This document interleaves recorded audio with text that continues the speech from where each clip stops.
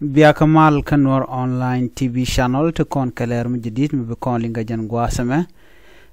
كان يعمل ماله وكان إيديال كونت لينك رواسني كنور أونلاين تي في شانل بنا رواسمه بنا جلك رواسمه روج مشيتوا كام push 3 على POC 3 which and dan re week juba la cam and nothing care of a cam mentre week juba agenda na ban roje me LinkedIn gwal mishala da no shi de ni SSPDF kan National Security Service KNSS ala National Security ne ko na gang tin to pinkir ma yadit shala da wote kariek mishikan laden winemi agenda na gorno banyo ga yakel ke jen gwasme ne me to kare which ke juba ka POC 3 so ban right me ban jelinga gwa kan konore right me mi jiram jedit kanwar online tv channel donga jen changa nyam ko ji kuji jen channel me de jogono jen ku subscribe ko ku notification bell ku jetwain ko blerity bi kan chwa mala shubkaji gwa sa dana pai ka berecha ban right me ban jelinkel ka do andan en charge non ka je shuji perwe jeno bi notification bell bi jetwain ko bi kan mala shubkaji kan ler content ban lengwa sa meni gwaye ere lerkana me rojdana shala de wonene en walle re which ka juba ka POC 3 de jogan yamano shanga jandang jokan wala ka pay jokron kinna dangro jandangro de jen dan non ka rajame kaje la POC 3 jen IDP cam ki cam dan la mentero registre wiki juba shala de wonene shane jok te chala do shaka bar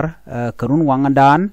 ka ta diok mate jandang diju dh am karun wang mashira mi war wa kane to ke de inti children realeka ala de inti to ke de ni SSPDF kane de ni National Security kan de indi kelmone kanten kontin chane ti mo keriek wa kan ji National Security kane de ni SSPDF te bon jalkel waji kan bere kemka wan gwad mo shu kan na shu kan ga chu bar alo chicken ma chicken libna gwad dan en teketin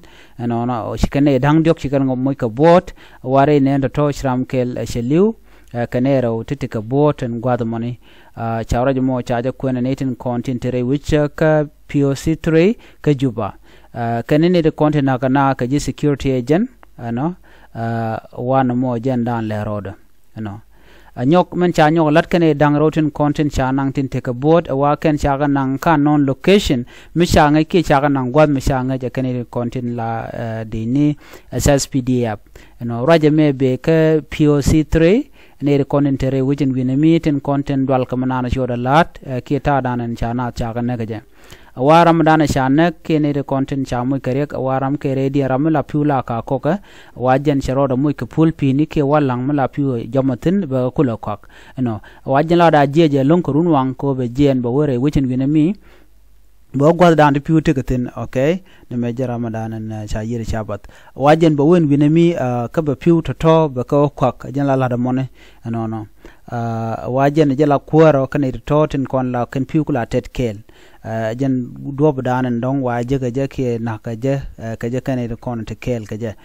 chane dangro to cha yu muy ko bot ka ko go dan cha nang tin kane tin kon tin security agent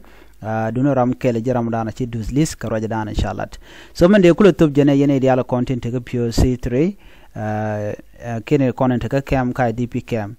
tek dun gwa yelon ko de yana gang no de yente keriet kel ko shi ndia kaj pin de na de kan jel kel mi jelna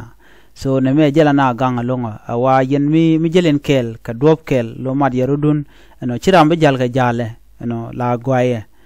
shanga ne ko ken bro de ya ma ke de mo keriek la kana dwal ban mi jarama ka jale ki jarama ka ro de tele do mo dong de na de kan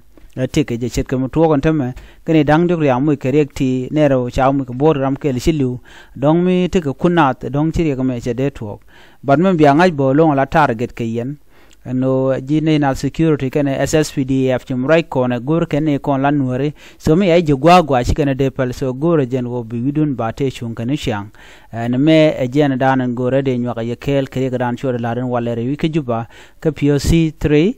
gwad danan te ne kontin ka cam la kema DP entere which ka juba ana biya ta kamal bana je kuma dodian mi jiram jidit ka jen channel me ku subscribe ka ku notification bell ku jetwan anyok ba lab charun lab ja gorno biya je garpin gwasa me mi ling roje me ka shelen ka dong te ka mi dong shi jen correct gorje en wod be ja gor ba pin gwada ma ko ba je kula ngaje ni content len garwa na gwada me ketin kwan ka ngwane ana biya ta kamal bye bye